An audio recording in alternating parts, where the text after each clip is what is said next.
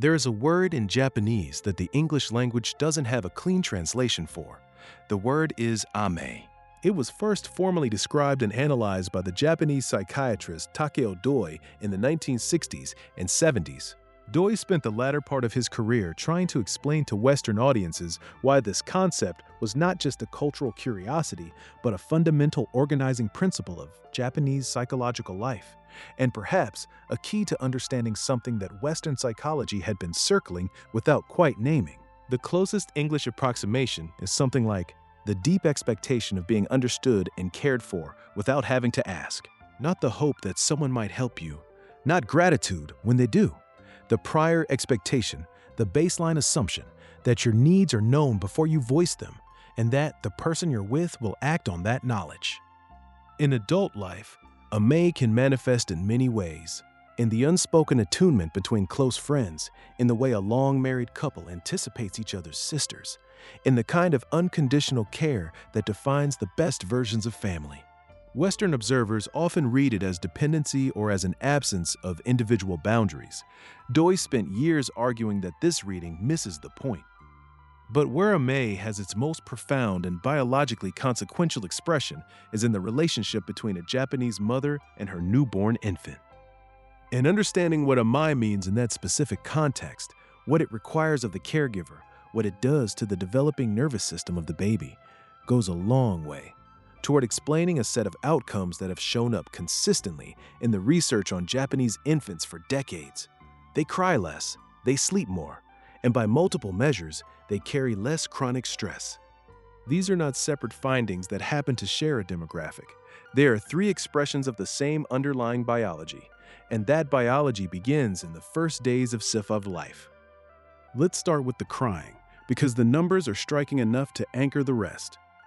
The most comprehensive cross-cultural study of infant crying, published in the Journal of Pediatrics in 2017, analyzed data from nearly 9,000 infants across 13 countries and produced a broad ranking of infant crying rates by nation. The bottom of the list, least crying, fewest colic diagnoses, lowest rates of what the researchers called excessive crying, was occupied by Japanese infants. The difference between Japan and the top of the list, the UK, was not small. It was on the order of 3 to 4 times the crying duration per day in the first weeks of life. The researchers attempted to attribute this gap to variables like feeding method, birth complications, and infant health status. After controlling for all of these, the gap remained. The conclusion they arrived at was that behavioral and environmental factors, how infants were cared for, how much physical contact they received, how responsive their caregivers were to early signals, accounted for the difference more than any biological variable. This conclusion is consistent with what we know about the physiology of newborn crying. A newborn cries because a need is unmet. Hunger, physical discomfort, overstimulation, the desire for physical contact, temperature, all of these produce the same general output, the cry. And the cry, from the infant's perspective, is not primarily a communication strategy. It is a stress response. The hypothalamic pituitary adrenal axis, the body's central stress regulation system, activates when a need arises and is not resolved. Cortisol rises. The cry is the behavioral expression of that activation. Now here is where amae becomes physiologically relevant. A mother practicing amae, whose orientation is not toward responding to her baby's distress, but toward preventing it, has learned to read the signals that precede the cry. The slight tension in the baby's jaw that appears 90 seconds before hunger reaches a level that triggers the full stress response. The particular quality of restlessness that means overstimulation is building. The change in breathing that precedes a need for contact. These signals are not visible to someone who is observing the baby from a distance or attending to it intermittently. They are only visible to someone who is physically close, consistently, for hours at a time, whose attention to this specific infant has become detailed enough to distinguish one state from another before either produces a behavioral output. Japanese mothers, through the cultural default of constant physical proximity, carrying the baby through the day, co-sleeping at night, nursing on demand without clock intervals, are positioned to develop exactly this kind of fluency. And a mother who can read the pre-cry signal can intercept a need before the stress response fully activates. When the stress response doesn't fully activate, cortisol doesn't rise to the level that produces crying. The baby never needed to escalate because the system worked before escalation became necessary. Across hundreds of repetitions of this interaction in the first weeks of life, the baby's nervous system receives a consistent message. Needs arise and are met before they become emergencies. The world is responsive at the signal stage. Escalation is not required. That message, received consistently, shapes the stress regulation system, the baseline set point of the HPA axis, in ways that developmental researchers have documented as persisting for months and years beyond infancy. The nervous system calibrated at a lower stress baseline is slower to activate, faster to return to calm, and less vulnerable to the kind of chronic low-level dysregulation that produces colicky, inconsolable, hard-to-settle babies in the first place. Sleep follows the same logic, but the mechanism runs through a different pathway. A baby's circadian rhythm, the internal biological clock that coordinates sleep and waking with the light-dark cycle of the outside world, is not operational at birth.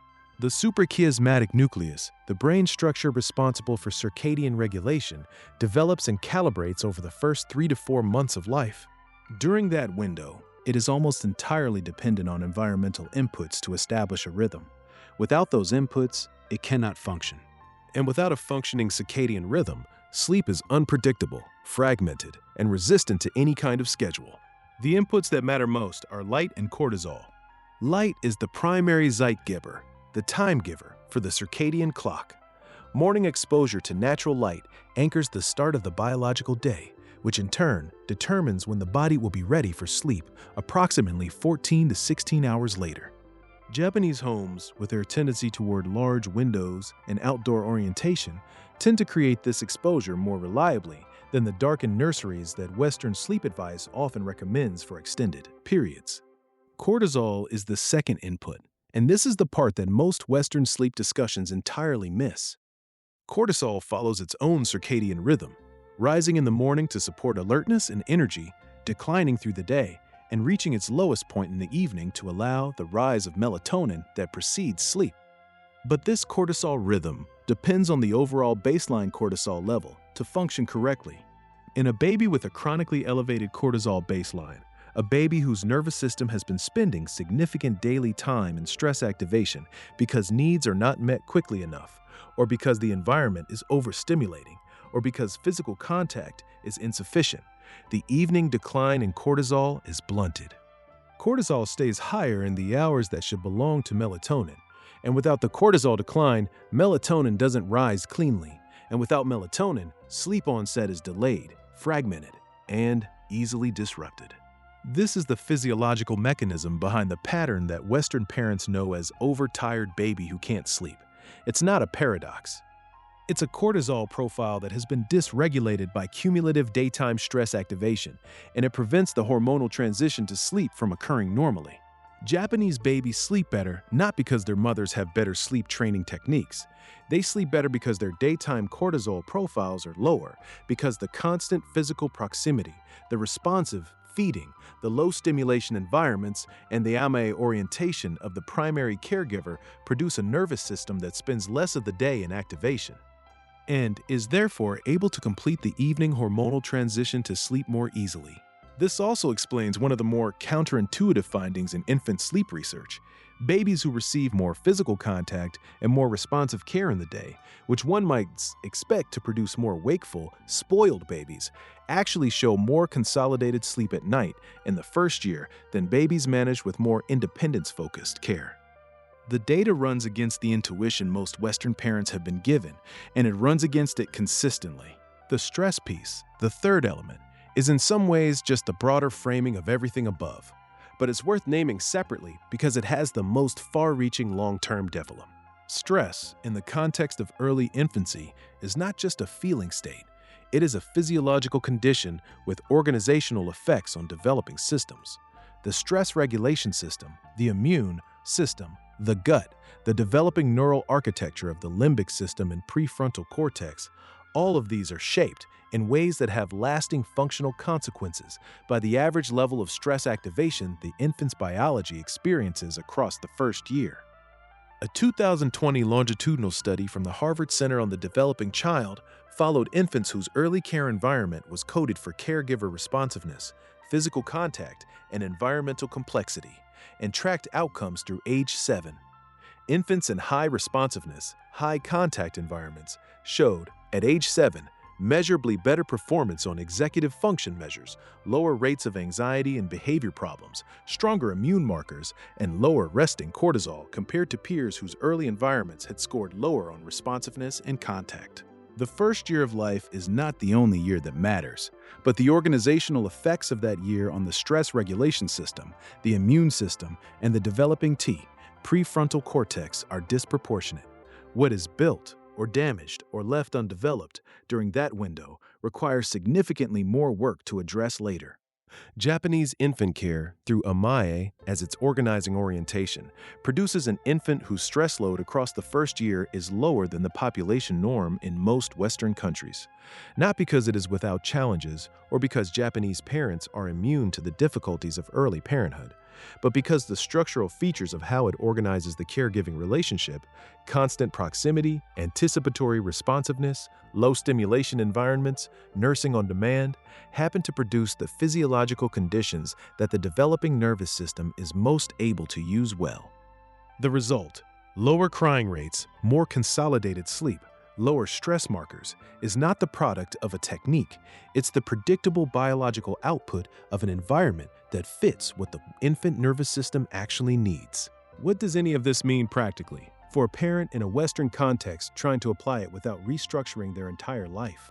The most important single principle is this: move your primary orientation from responsive to anticipatory. Responsive care, responding to crying, responding to distress, responding to escalation, is not bad care. It is the minimum baseline of adequate care.